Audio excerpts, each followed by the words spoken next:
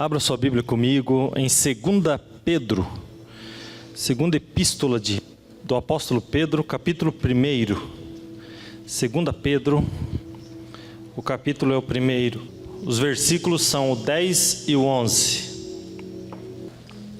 Diz assim a palavra de Deus: Portanto, irmãos, procurai fazer cada vez mais firme a vossa vocação e eleição, porque fazendo isto nunca jamais tropeçareis, porque assim vos será amplamente concedida a entrada no reino eterno de nosso Senhor e Salvador Jesus Cristo.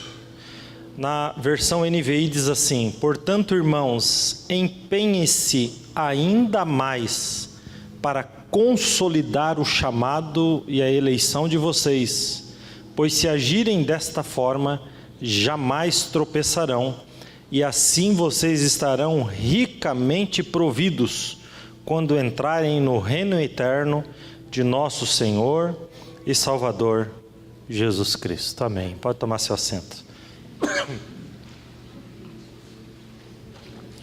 Aqui nessa passagem, Pedro, ele está absolutamente preocupado com a nossa eternidade. Pedro tem uma preocupação, ele tem algo em mente: a nossa eternidade. Pedro, ele estava diante de um povo que já havia aceitado Jesus, de uma igreja, mas mesmo assim ele ainda se preocupava. Então ele traz uma diretriz para esse povo. E aí, na versão que lemos, diz: procurai fazer cada vez mais. Na NVI, empenhem-se ainda mais. Tem uma outra tradução ainda que diz: procurai diligentemente, né? Então a preocupação do apóstolo aqui é que ninguém tropece no caminho. Então ele deixa claro, né? Ele deixa claro aqui que nós não alcançamos o reino de Deus unicamente pela vocação e eleição, mas também pelo esforço, mas também pela dedicação, mas também pela diligência. Então a gente não pode negar esses dois aspectos da salvação, vocação e eleição, mas também não podemos negar que nós temos que fazer a nossa parte nesse processo. Então, o que eu quero trazer nessa noite é falar um pouco dessa interação com Deus.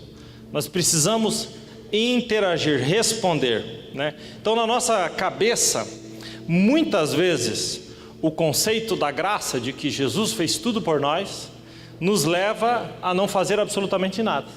Então, nos leva a uma vida improdutiva, né? Na verdade, né, é que nada que a gente faça vai nos tornar merecedores. Então, que isso fique bem claro. A gente sabe que a graça é favor imerecido. Mas isso não significa que mesmo eu tendo sido um dia alcançado pela graça, que eu não merecia, eu agora não preciso fazer mais nada.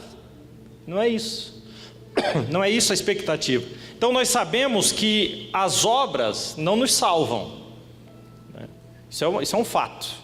Não é nada que você faça que vai te salvar. A Bíblia diz em Efésios 2,5: pela graça sois salvos. E isso não vem de vós, é dom de Deus. Então a salvação é pela graça. O que eu quero que vocês entendam aqui é que a salvação é absolutamente gratuita e não há nada que eu faça para recebê-la. Porém, depois de recebê-la, eu tenho que responder a essa graça. Por quê? Porque as obras não nos salvam. O que nos salvam é a graça, é a fé em Cristo Jesus. Mas todo aquele que é salvo vai produzir obras. E talvez aqui que muita gente se perde, né? Então a salvação se concretiza com a resposta de Deus ao homem. Então se você abrir a sua Bíblia, não precisa, em casa depois você pode checar isso, em Marcos 1,15, o João Batista na sua pregação está dizendo: o reino de Deus está próximo. Aí ele vai dar uma responsabilidade para as pessoas. Qual é? Arrependei-vos e crede no Evangelho. Então, a salvação, irmãos, ela foi providenciada por Deus, ela foi executada por Jesus, mas ao homem cabe o arrependimento e crer. Fácil de entender, né? Não é difícil. Mas a gente não entende, na maior parte das vezes. A salvação é isso. A salvação não é uma obra unilateral, onde Deus faz tudo e a gente não faz nada. Então, o Senhor entra com o sacrifício, o Senhor entra com a graça, o Senhor entra com o amor imerecido, com o favor imerecido, e a gente entra, então, com o arrependimento profundo, com a fé, e, numa segunda instância, recebemos isso e passamos a produzir algo totalmente diferente daquilo que fazíamos antes, porque agora aquilo que produzimos está alinhado com aquilo que Deus pensa. Então, pensamos que a fé não precisa de empenho, né? Esforço ou dedicação. Só que isso é um entendimento muito limitado da fé. A fé, antes de mais nada, a fé ela tem confissão. Então veja que não é uma fé, ainda que a fé para a salvação é um dom de Deus, mas existe a confissão do homem. Então Romanos 10, 9 e 10 diz: se com tua boca confessares ao Senhor Jesus e em teu coração creres que Deus o ressuscitou dentre os mortos, serás salvo, visto que com o coração se crê para a justiça, mas com a boca se faz confissão para a salvação. Então a fé do coração, ela tem que ser verbalizada. E quem é que vai falar? É você. Então isso Jesus não faz, porque Jesus já morreu por nós. Aceitarmos e crermos é a nossa parte. A fé do coração precisa ser confessada. Não tem como excluir a confissão da fé, porque a confissão da fé não é feita por Jesus, mas a confissão da fé é feita por mim. E quantos aqui já confessaram a Jesus como Senhor e Salvador de suas vidas? Diga glória a Deus. A fé também tem uma visão. Aí antes que você diga assim, peguei, a fé não tem visão, porque a fé não vê. Hebreus capítulo 11, versículo 1 diz que a fé é o firme firmamento das coisas que se esperam e a prova das coisas que não se veem. Então a fé não tem visão? Tem.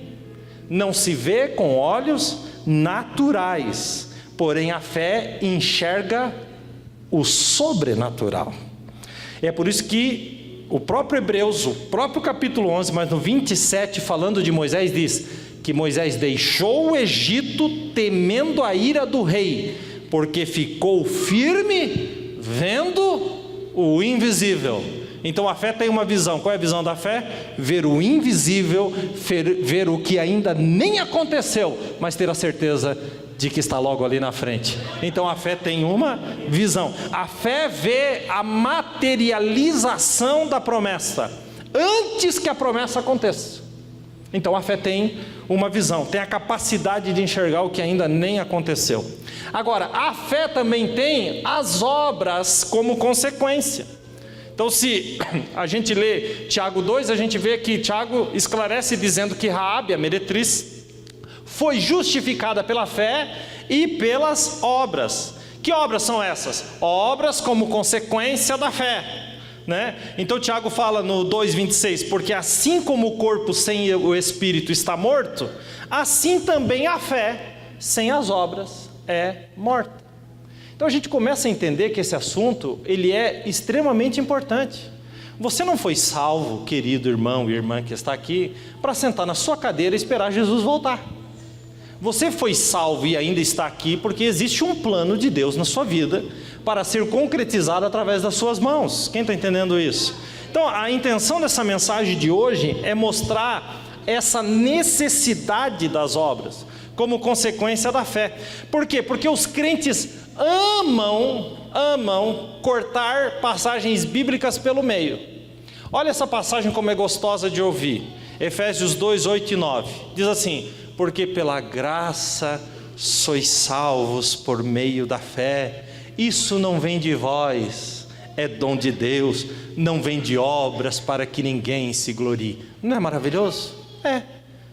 Efésios 2, capítulo 2, versículos 8 e 9. Mas e o 10, pastor? Não, o 10 a gente não gosta de ler. Mas tem o 10? O 10 diz: porque somos feitura sua, criados em Jesus para as boas obras. Então a gente gosta da primeira parte que diz, Deus está fazendo tudo.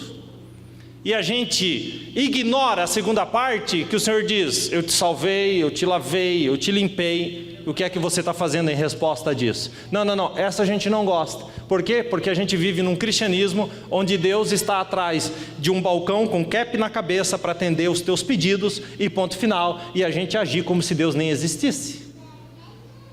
Mas existe uma expectativa de Deus em cima daquilo que fazemos. Então as obras não nos salvam? Não, mas são a extensão da fé. Então quando Pedro aqui, nessa passagem que lemos, fala dessa confirmação da salvação e tudo, Pedro está destacando a nossa parte. Então a nossa parte envolve o quê? Envolve um comportamento, uma atitude, uma performance. O Senhor exige isso de nós. Então o objetivo, irmãos, dessa mensagem nessa noite é te levar a entender que devemos fazer o melhor para Deus. Simples, né, essa mensagem? Deus colocou essa palavra no meu coração. Então eu quero que você redobre a sua atenção, porque Deus tem uma palavra de entendimento para a sua vida. Toda palavra de entendimento produz um confronto, todo confronto produz uma resposta, toda resposta produz uma mudança de vida absoluta.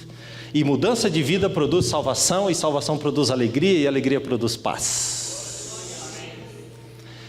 É importante a gente entender que a Bíblia nos chama a esse lugar de dedicação. Por quê? Porque Pedro escreveu, porque isso garante que a gente não tropece quando nós estamos envolvidos. Então a gente tem que entender aquilo que incansavelmente eu digo, que o Evangelho de Cristo é dividido em 3 partes: a porta, quem lembra? O caminho, o alvo. Então na porta é o momento da nossa salvação, o caminho é a santificação e o alvo é o céu. Então a gente tem que entender que existe uma fé para a gente dar entrada nessa carreira da fé, onde nós somos salvos. Mas depois essa fé tem que se desenvolver ao longo do caminho, para quê? Para que a gente produza frutos. E é sobre esse caminho que eu estou falando, onde a gente tem que dar e fazer o nosso melhor. Pastor, há um lugar na vida cristã onde o esforço é importante? Obviamente que sim. Então nós achamos que se misturar a fé e a graça, a gente não precisa fazer nada. Então tá bom. O que Deus fez contigo, por ti? Ele morreu na cruz do Calvário por você. Deus entregou o seu único filho para levar você para o céu. Pastor, o que eu faço em resposta a isso? Eu venho na igreja e fico sentadinho. Você realmente acredita que essa é a expectativa de Deus para a sua vida? Você realmente acredita que aquilo que você vive com relação ao Senhor é isso que Deus espera, né? Então, nenhum esforço substitui a fé. Mas a fé, irmão, gera obras. E as obras são a resposta desse maravilhoso amor que recebemos. Então, Paulo fala de 3 tipos de esforço. Primeiro, o esforço da consciência, está lá em Atos 24:16. Nessa mensagem eu vou citar 30 passagens, mais de 50 versículos, para você entender que o que eu estou falando aqui não é da minha cabeça. O que eu estou falando aqui é doutrina bíblica. E se é doutrina bíblica, pode mudar você. E pode mudar a sua vida, né? Então, em Atos 24:16, ele diz: por isso me esforço para conservar minha consciência limpa diante de Deus e diante dos homens. Então há um esforço para que a nossa consciência fique limpa. O que acontece no cristianismo de hoje é que crentes saem daqui domingo à noite com a consciência limpa de que está tudo bem com Deus, e voltam no domingo seguinte com a consciência pesada por tudo que fizeram durante a semana. Isso aqui, domingo à noite, um culto de domingo à noite, não é a lavagem da consciência. A lavagem da consciência não é produzida por um culto. A lavagem da consciência é produzida pela fé em Cristo Jesus, pela regeneração do homem. Então isso aqui, domingo à noite, não é lavagem de consciência, onde você sai daqui com a consciência limpa, porque você pediu perdão por tudo aquilo que você fez durante a semana. E no domingo que vem, você vai voltar aqui com a consciência suja de tudo que você fez durante aquela semana. Então entra nesse processo sem vida, um processo morto. Paulo também fala do esforço, para quê? Para cumprir o chamado, Colossenses 1:29. Por isso me esforço, lutando conforme a força de Cristo, que atua poderosamente em mim. Então Paulo sabia que ele tinha recebido um ministério? Sim, mas que ele precisava se esforçar, que ele precisava fazer a sua parte. E Paulo finalmente fala do esforço para mantermos a paz, porque não é fácil ter paz contigo não. Eu imagino como é difícil ter paz comigo. Mas o esforço no Evangelho nos leva a esse equilíbrio. Efésios 4:3, façam todo o esforço para conservar a unidade do Espírito pelo vínculo da paz. Então, para eu ter paz com meu irmão, eu preciso me esforçar. Então a gente começa a perceber que o Evangelho exige de nós esforço, exige de nós dedicação, né? Então nós criamos uma maneira de pensar que nos leva a crer que na vida cristã a gente não precisa de esforço, não precisa de dedicação e de diligência. Isso é tão impregnado nos crentes de hoje, que o crente acha que o esforço dele em servir a Deus é se arrumar para vir na igreja, que o esforço dele num dia de semana de muito trabalho, eu fui à igreja porque eu estou me esforçando. Lindo, mas é muito mais do que isso. É um esforço constante, é um esforço diário. Então a Bíblia fala de incontáveis textos a respeito desse assunto, incontáveis textos. É Ele quem faz a obra, sim, mas Ele faz através de alguém. Então Deus não vai fazer obra na terra se não for através de uma pessoa. Então tem um texto em Romanos, capítulo 15, que Paulo escreve a respeito desse assunto, do 18, 19 e do 20, que mostra muito claramente o que é isso. Diz lá, porque não ousarei dizer coisa alguma que Cristo por mim não tenha feito. Então ele entende que tudo que ele fez porque Cristo fez através da vida dele. Aí ele vai dizer assim, pelo poder dos sinais e prodígios e pela virtude do Espírito de Deus, de maneira que desde Jerusalém e os arredores até o Ilírico eu tenho pregado o Evangelho de Jesus Cristo. Agora escute o 20. E desta maneira me esforcei para anunciar o Evangelho. O que você tem feito? Esse assunto é intrinsecamente bíblico. Paulo deixa claro que foi Cristo que fez na vida dele, através da virtude do Espírito Santo, mas ele disse, me esforcei para cumprir o chamado que ele me deu. Pedro também entendia a importância dessa dedicação. Nós lemos o 9 e o 10, mas aí em 2 Pedro capítulo 1, versículo 15, ele diz assim, eu me empenhei, Pedro dizendo agora, para que também depois da minha partida vocês sejam capazes de lembrar dessas coisas. Então, há um lugar na vida cristã onde o esforço é necessário? Sim, terminantemente sim. Então crentes que não se esforçam, e agora eu quero confrontar você, crentes que não se esforçam, tornam-se inoperantes, tornam-se improdutivos, tornam-se sem vida, sem frutos. E crente sem fruto é como uma fonte que jorrava água limpa e não vai ficar sem jorrar. Então vai começar a jorrar água suja. Porque sempre no mundo espiritual estamos produzindo. E eu vou provar isso para você no contexto do texto que lemos. Então 2 Pedro capítulo 1, do 5 ao 8, ele vai dizer exatamente a respeito desse tipo de crente. Ele diz, por isso mesmo, empenhem-se para acrescentar à sua fé a virtude, e a virtude, o conhecimento, e o conhecimento vai gerar o domínio próprio a perseverança, a perseverança a piedade, a piedade a fraternidade, e a fraternidade o amor. Aí ele vai dizer, porque essas qualidades que ele acaba de citar, se existirem ou se estiverem crescendo na vida de vocês, elas impedirão que vocês no pleno conhecimento do Senhor Jesus Cristo sejam inoperantes e improdutivos. Então o que Pedro está, vou resumir para você, o que Pedro está querendo dizer? Se você não se esforçar, você não vai produzir virtudes. Se você não tiver as virtudes, você se tornará inoperante e improdutivo. Aí vira um crente, que é crente só porque diz que é crente, mas não é crente coisa nenhuma. Não existe nada mais triste do que um cristão sem fruto. Então, se é possível ser esforçado, dedicado e empenhado para o Senhor, por que tanta gente não dá a mínima para isso? Vocês estão entendendo que isso aqui está na Bíblia? Quem concorda que isso aqui é bíblico, diga amém. Por que tem tanta gente que não dá a mínima para isso? Então eu quero aliviar a barra de todo mundo, dizendo que é por falta de entendimento.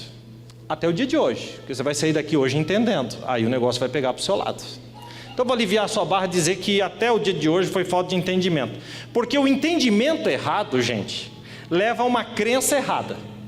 E uma crença errada leva a resultados errados. Observaram? Então a gente passa a crer numa coisa que não existe, e isso vai nos dar resultados que não prestam. E a gente vai viver uma vida de mesmice, né? O Stanley Jones, que é um camarada que escreveu muitos livros, inclusive tenho vários dele, que foi um missionário na Índia, ele tinha uma frase fantástica, ele dizia assim: o maior inimigo do cristianismo não é o anticristianismo, é o subcristianismo.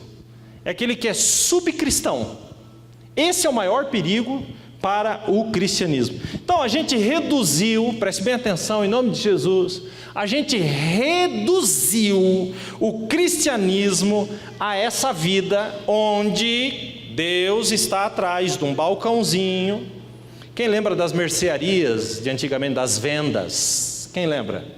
Então está lá o balcãozinho e Deus está lá atrás do balcão, e você bate lá no balcão e diz: eu quero, eu quero, eu quero. Mas você não leva o cara que está atrás do balcão, ele está te dando coisas, mas você não leva aquele cara para sua casa. Você não diz para aquele cara que você ama ele. E tem gente que faz isso com Deus. Então chega no balcão e diz: eu preciso disso, eu preciso daquilo. Deus faz, acontece, realiza e tal, mas eu não quero você na minha casa, eu não quero você operando na minha vida, eu não quero ter que fazer nada para você, porque o seu papel é me dar, me dar, me dar. Eu não tenho que dar nada para você. Do jeito que está muito bom, muito bom. Então no início da nossa vida cristã, a gente tem aquele esforço espiritual e emocional. Então a gente aceita Jesus, entrei na porta, e aí a gente quer fazer as coisas para o Senhor, e é muito emocional, e daqui a pouco aquilo esfria.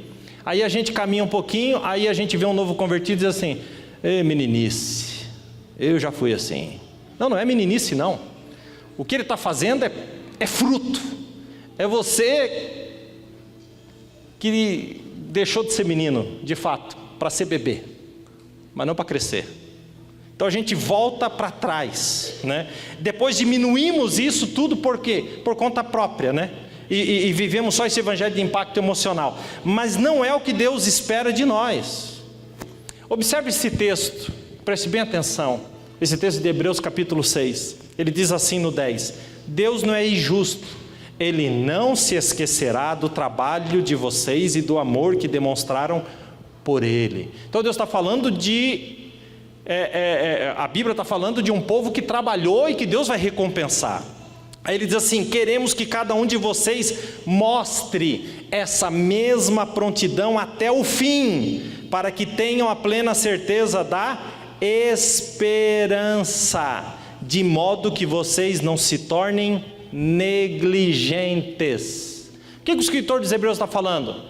Que eles demonstraram um grande empenho e virtude, mas ele está escrevendo: não faça isso só quando aceite Jesus, demonstre isso até o fim, até o fim. Então é impressionante como os cristãos de hoje misturam duas coisas que jamais poderiam ser misturadas.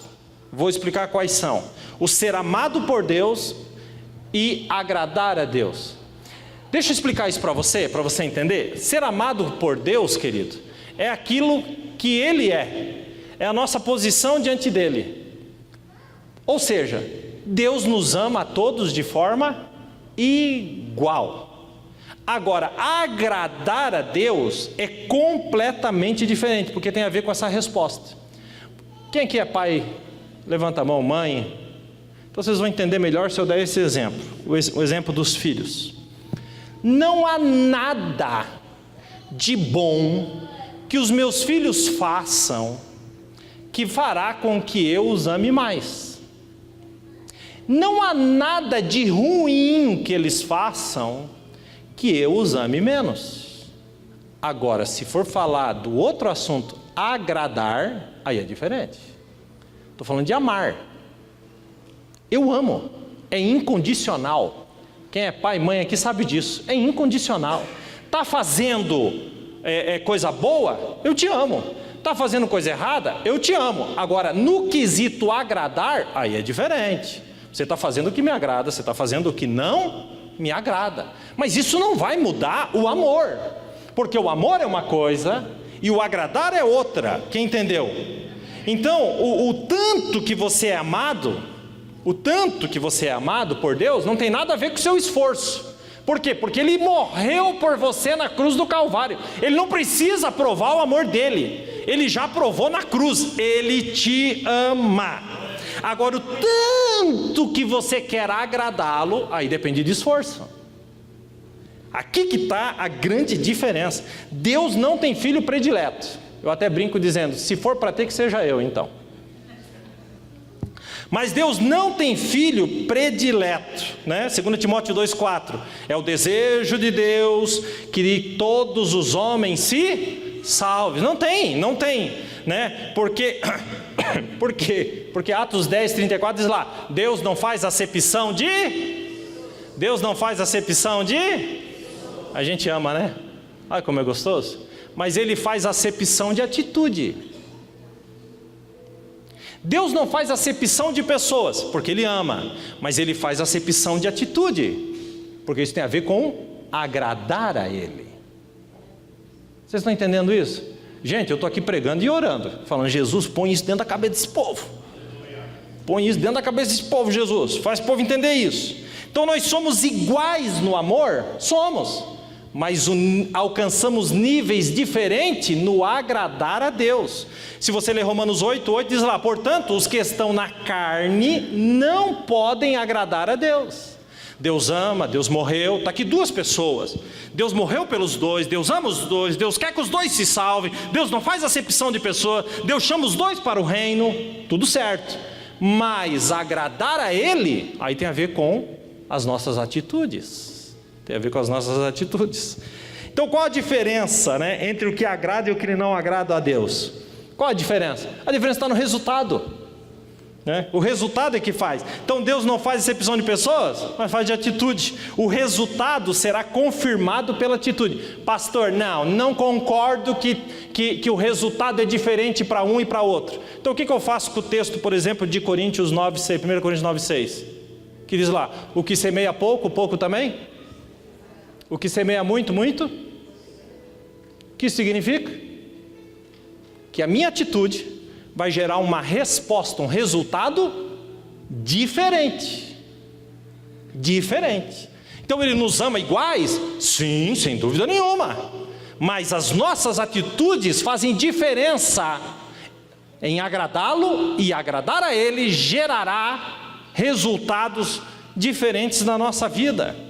Meu Deus, que coisa tremenda isso. Então agradar a Deus, irmãos, é uma doutrina bíblica. Isso não é coisa da cabeça do pastor Tarciano.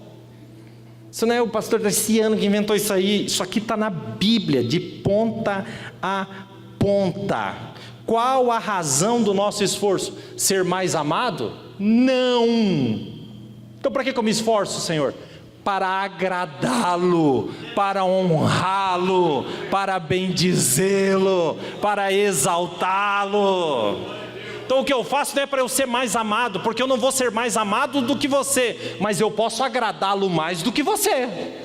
E se eu agradá-lo mais, haverá uma resposta maior, e se haver uma resposta maior, haverá um resultado diferente na minha vida. Então é isso que a gente não consegue muitas vezes compreender. Então o que a gente faz? A gente limita a nossa vida com Deus às coisas da igreja. Quando fala Deus para você, o que se vem na cabeça? As coisas que você faz na igreja, os cultos que você vem. Por quê? Porque para nós Deus está limitado com as coisas da igreja, não das coisas que estão fora. Então nós isolamos Deus para esse momento aqui, culto. Aí você bota aí a tua roupinha de domingo, agora nós vamos à igreja, lá Deus vai falar. Saímos daqui, domingo que vem estamos juntos, Senhor. Amém. Né? A gente isola, né? Mas não é o que a Bíblia fala. Quando Paulo foi escrever para os funcionários, quem aqui trabalha, diga amém. Quando Paulo foi escrever para a gente que trabalhava, ele diz assim, servos, que naquela época eram os funcionários, os trabalhadores, lá em Colossenses 3:22, ele diz assim, obedeçam em tudo os seus patrões. Nossa, eu vi a grama crescer lá fora, vocês ouviram? Por que Paulo está falando de fora da igreja? Se Deus não mexe com esse negócio fora da igreja, você realmente acha que Deus quer só as tuas 2 horas por semana? Você realmente acredita nesse relacionamento? Veja o teu cônjuge 2 horas por semana para ver se o casamento não acaba. Por que você acredita? Por que você acredita que dá para fazer isso com Deus? Então ele diz lá, funcionários, obedeçam aos seus patrões terrenos. Observe agora, não somente para agradá-los, quando eles estão observando, mas com sinceridade de coração, pelo fato de vocês temerem ao Senhor. Olha o que eu vou explicar para você, porque quem aqui conhece morcego no trabalho? Não, ninguém conhece, né? Então o patrão está vendo o cara da pirueta, o cara da pirueta, a marreta come. Mas se o patrão vira as costas, o que acontece? Ei, lasqueira, só falta pendurar de cabeça para baixo, igual um morcego, assim ó, e dormir um sono gostoso. Aí Paulo entra na nossa vida e diz assim, ei, em primeira instância, vocês não estão fazendo para agradar os patrões, vocês estão fazendo para me agradar, porque a vida de vocês, tudo que vocês fazem primeiro para mim. Aí você me olha com essa cara de coruja com dor de dente e diz assim, mas eu ganho pouco. Sabia que ia ganhar pouco, assinou, agora engole. Seja honesto, porque ninguém te obrigou, te botou um revólver na cabeça. O camarada falou quanto você ia ganhar, você falou eu topo. Topou, meu amigo? Agora vai. Topou, vai. Né? E aí ele diz assim, tudo o que fizerem, façam de... Vou repetir isso, tudo o que fizerem, façam de todo o coração, como para o Senhor e não para os homens.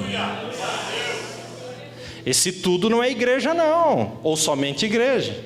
Então ele está dizendo exatamente isso, ele está dizendo mesmo que o seu patrão não esteja te vendo, faça para agradar a Deus. E isso é tudo. Se a tua esposa não está te vendo na rua, nem no teu trabalho, nem no trânsito, antes de mais nada, eu não faço para agradar ela, eu faço para agradar o Senhor. O Senhor. Eu faço para agradar o Senhor. Quem entendeu isso até aqui, diga amém. Então a gente faz o quê? A gente isola as coisas de fora da igreja, como se Deus não estivesse lá. Deus só está aqui. Né? Mas você consegue imaginar se todos nós começássemos a trabalhar, estudar na sociedade, fazendo para Deus, nós íamos impactar a sociedade. A corrupção ia ser extirpada do nosso meio. Mas por que a gente não... Por que não acontece? Porque a gente não faz o que tem que fazer. Então aqui na igreja a gente faz, né? Em tudo, gente. Como pai, eu faço para agradar ao Senhor primeiro. Como funcionário, para agradar ao Senhor. Na escola, como para agradar ao Senhor. Em todas as áreas da minha vida eu tenho que agradar ao Senhor. Não espere a oportunidade. Por quê? Porque naquele dia Jesus pode chegar para você, como ele diz em Mateus 25, 42 e 43, ele diz assim, eu tive sede, e o que ele diz? E não me deste de beber. Eu tive fome, e não me deste de comer. Ele está dizendo, eu te dei oportunidades na rua, era eu te dando a oportunidade de me agradar, mas você não fez. Por quê? Porque você acha que eu só estou dentro da igreja. mas eu estou em todos os lugares.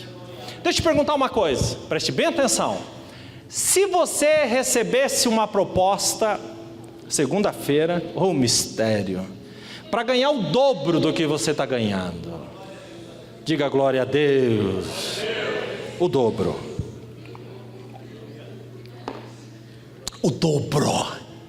Você ia aceitar ou não? Ai, todo mundo me olhando, será que é uma pegadinha? Claro que você ia aceitar. É óbvio que você ia aceitar. O dobro, gente. Aí se o pastor aqui aceitasse uma proposta para ganhar o dobro, o pastor tinha que aceitar? Ah não, o pastor tem que orar. Porque o pastor tem que agradar a Deus. Espertinho você, né? Então o que tem a ver com igreja, não, porque tem que agradar a Deus. Agora o que tem a ver com a sua vida, não, aí é eu que mando, é eu que aceito, é eu que faço. Não é possível que vocês não estão entendendo. Tudo na nossa vida tem que agradar o Senhor. Então a gente acha que a gente tem que agradar o Senhor aqui dentro da igreja, e que o resto a gente não precisa da direção de Deus, da orientação de Deus, a gente não precisa de Deus enfiado na nossa vida. E aí o que acontece? A nossa vida fora da igreja nos leva aonde? À ruína. Ou você coloca Deus em tudo, ou então o resultado será trágico. Então Tiago pegou a caneta e foi escrever a respeito de um cara, e ele diz assim: olha, ouçam, agora todos vocês, porque Tiago está dizendo, eu já vi, então ouçam agora todos vocês que dizem, vê se você se encaixa nesse texto: hoje ou amanhã iremos para esta ou aquela cidade, passaremos ali um ano, faremos negócios e ganharemos dinheiro. Aí Tiago escreveu e diz: a vida de vocês não passa de um vapor. Aí Tiago diz: posso dar um conselho a respeito da vida particular de vocês? Ele escreve: e ao invés disso vocês devem dizer: se o Senhor quiser, viveremos e faremos isso ou aquilo, se o Senhor quiser. Aí ele diz assim: porque vocês que têm vanglória das suas pretensões, ou seja, glória vã, glória do homem, ele diz assim: toda glória produzida no homem é maligna, é do diabo. Então o cara faz amizade com Satanás para tocar os seus negócios, ele vive a vida que ele quer e ele acha que Deus está ali para isso, né? E tem uma frase de George Whitefield, né, numa igreja de Gloucester, lá na Inglaterra, que é uma frase fantástica, numa das igrejas que ele pregou. Esse camarada, esse George Whitefield, ele chegou a pregar para 10 mil pessoas, mas não existia som. 10 mil pessoas, mas não existia som. Imagina o nível de esforço. E ele escreveu a seguinte frase, ele diz: nunca me sinto melhor do que quando estou me esforçando ao máximo para o meu Senhor. Esforço máximo. Não é fazer para merecer, mas é para honrá-lo. Então você faz para agradar a quem? Como está a sua vida? Essa mensagem é uma mensagem de terça-feira, do culto da palavra. Então ela estava ali, né, tinha feito várias anotações, falei, vou comunicar com os irmãos essa palavra na terça-feira. Aí Jesus me fez entender profundamente: não, você vai pregar no domingo essa palavra. Eu falei: mas Jesus, essa é de terça, essa é estudo. E o Senhor disse: mas eles não vão na terça.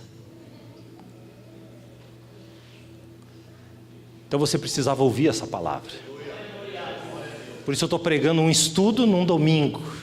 E não é porque eu quero, não, porque o Espírito Santo mandou fazer dessa forma. Ou você coloca a sua vida na presença de Deus em todas as áreas da sua vida, desde as que envolvem o seu casamento, a sua paternidade, a sua maternidade, seja lá o que for, o seu trabalho, a sua vida secular. Ou você coloca isso nas mãos do Senhor, ou você está absolutamente equivocado, e os resultados na sua vida nunca vão acontecer. Então deixa eu te fazer um apelo, não pense superficialmente naquilo que você acabou de ouvir. Ah, pastor, alguns pontos eu não entendi direito. Amanhã você entra lá no Face e assiste de novo, assiste 50 vezes, até você entender o que Deus tem aqui nisso para você, né? Se questione sinceramente, a sua vida agrada a Deus? Gente, eu não estou falando de vida de igreja, não estou falando, eu acho que Deus não está se agradando porque eu participava de não sei o que, e agora, eu não estou falando só disso não, eu estou falando da sua vida particular. Eu sei que nessa noite aqui, com certeza absoluta, existem pessoas aqui de todo tipo, classe, passando por todo tipo de situação, mas deixa eu te fazer uma pergunta, até quando você acha que você vai aguentar do jeito que você está levando? Será que não é perceptível que os resultados têm sido trágicos? Será que você realmente acredita que você vai ser abençoado dessa forma? Será que você realmente tem entendimento que se você levar do jeito que você leva, tomando as suas decisões, fazendo as suas coisas, se você acha realmente possível excluir Deus da sua vida e viver a sua vida sem ter um mínimo de esforço para estar na presença de Deus, sem responder a esse sacrifício tão maravilhoso? Então, a sua vida realmente agrada a Deus? A sua família agrada a Deus? O seu casamento agrada a Deus? Porque na igreja, num domingo à noite como esse, tudo é tão bonito, tudo é tão romântico, tudo é tão lindo, o louvor levanta, os irmãos levantam, o louvor canta, a gente levanta a mão, amém. Mas como é que está a sua casa de verdade? Como é que está a sua família de verdade, né? Como é que estão os seus negócios de verdade? Como é que estão os seus relacionamentos de verdade? Estão alinhados com a palavra? Estão alinhados com o que Deus quer? Como é que está a sua maternidade? Você é uma mãe bíblica? Você é uma mãe que tem sabedoria de Deus? Como é que está a sua paternidade? Você é um pai que inspira os filhos? Você é um pai que os filhos querem ser igual? Ou você é um pai que os filhos odeiam? Ou você é uma mãe que os filhos odeiam? Ou você é uma pessoa que não cumpre o propósito de Deus para a sua vida? Não, pastor, mas na igreja eu sou uma bênção. Porque na igreja todo mundo é bênção. Mas eu quero saber no dia a dia.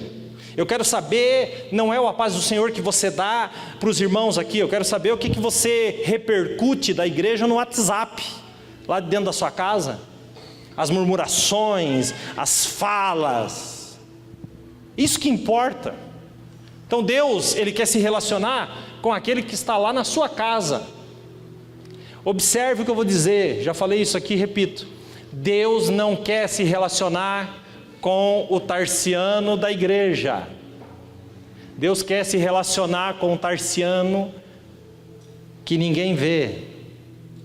Com o tarciano que só o tarciano sabe quem é. É com esse que Ele quer se relacionar.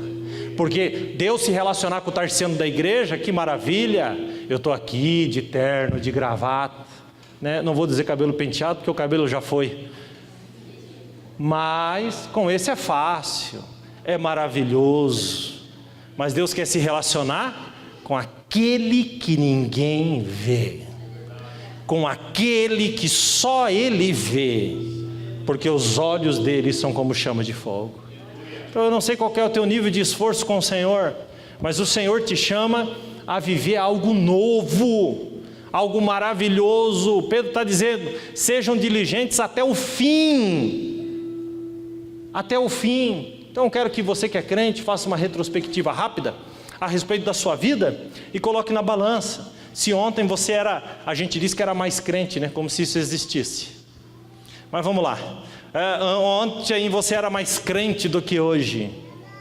O crente vem de crer. Então ontem eu cria mais do que hoje. Meu filho, se você crê menos hoje, acabou.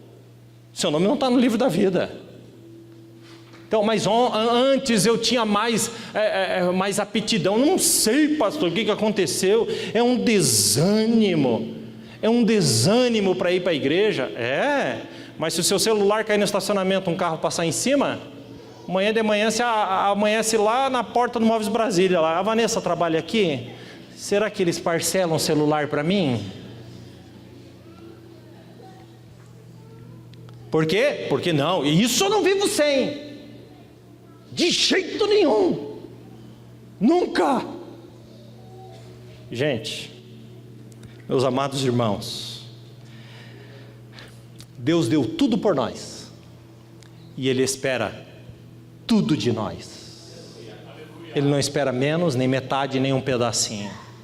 Então está na hora de nós fazermos uma profunda reflexão e nos envergonharmos daquilo que temos feito e somos diante de uma obra tão gloriosa. Eu quero fazer uma oração e eu não vou chamar ninguém aqui na frente. Você sabe por quê? Porque todos aqui, inclusive eu, precisamos ter um profundo entendimento a respeito disso. Então eu não vou chamar, porque vai que você fica no banco achando que não é para você. É para todo mundo aqui. Nós precisamos ter um profundo relacionamento com o Senhor. Quero que vocês fiquem de pé. Bem-vindos ao culto de terça-feira. Que Deus abençoe. Pastor, eu até que eu gostei. Então vem na terça. Começa a se esforçar um pouquinho mais. Venha na quinta. Venha em outras coisas. Eu sonho com um dia, irmãos. Eu sonho com um dia em que nós, como igreja de restauração, entenda o que eu acabei de pregar. Então esta igreja aqui afetará a sociedade, afetará a corrupção, afetará a criminalidade. Seremos luz, seremos sal. Hoje então, mais do que um apelo à frente, eu quero fazer uma oração pela sua vida, aí onde você está. E para isso eu quero que você curve a sua cabeça. Eu quero que você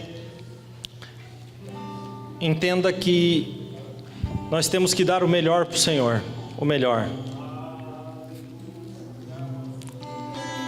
Pedro, escrevendo, disse: irmãos, empenhem-se ainda mais, procurai fazer cada vez mais, procurai diligentemente. Pastor, o que é fazer mais? É me encher de coisas na igreja? Não. Fazer mais é fazer mais lá como marido, como filho. Pastor, o que é fazer mais? É fazer mais como esposa, é fazer mais como patrão, mais como funcionário, é fazer mais como aluno, é fazer mais na rua.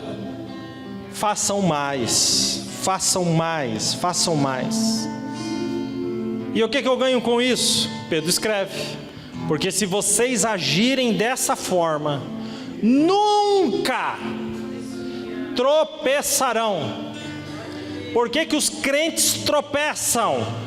Porque eles fazem uma porção de coisas dentro da igreja, mas não fazem nada fora dela, nada.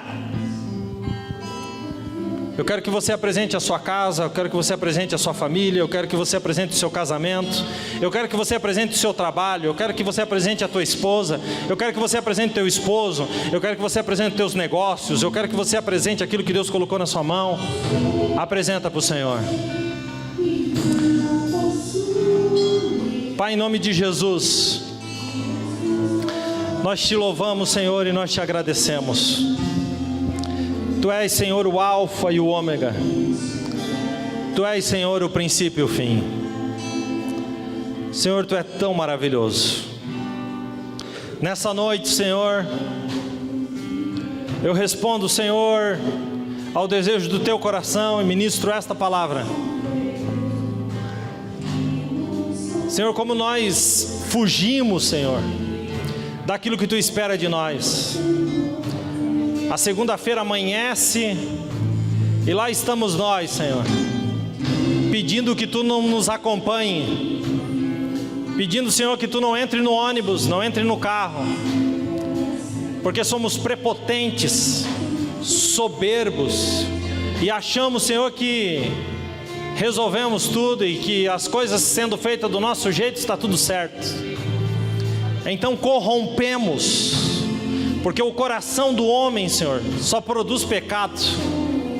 Então corrompemos, Senhor, a santidade do casamento, corrompemos, Senhor, a santidade da paternidade, da maternidade, corrompemos, Senhor, nos negócios, corrompemos, Senhor, no emprego, corrompemos, Senhor, na escola, corrompemos e corrompemos. E daí no domingo seguinte, Senhor, nós entramos pela igreja, cheio de pecados, e dizemos: Senhor, Tu está aqui, então toma os pecados para Ti, alivia, porque segunda tem mais. Meu Deus, tem misericórdia das nossas vidas.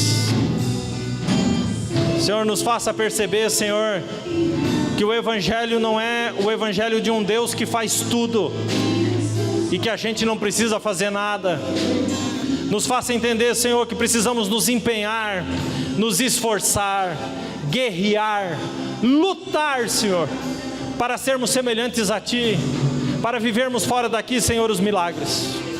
Eu abençoo, Senhor, os lares, eu abençoo, Senhor, os casamentos, eu abençoo, Senhor, os filhos, eu abençoo, Senhor, os negócios, eu abençoo, Senhor, os empregos, eu abençoo, Senhor, aqueles que estudam, eu abençoo, Senhor, as escolas, eu abençoo, Senhor, todo esse sistema, Senhor, que nós frequentamos fora daqui, porque se esse sistema, Senhor, for alcançado por nós, ele também se tornará uma bênção.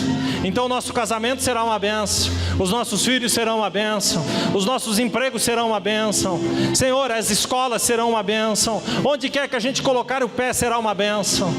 Senhor, coloca isso dentro do nosso coração, e então, Senhor, nós vamos impactar essa cidade, vamos impactar a nossa família, vamos impactar a nossa casa, Senhor, e vamos viver aquilo que Tu tens para nós.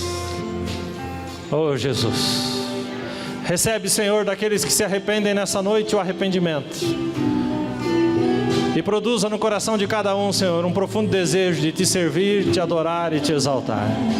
Eu quero Te agradecer, Senhor, e Te louvar por nos reunir aqui. A Tua palavra, Senhor, nunca volta vazia, mas ela faz o que lhe apraz. Por isso Te adoramos, Te bendizemos e Te agradecemos.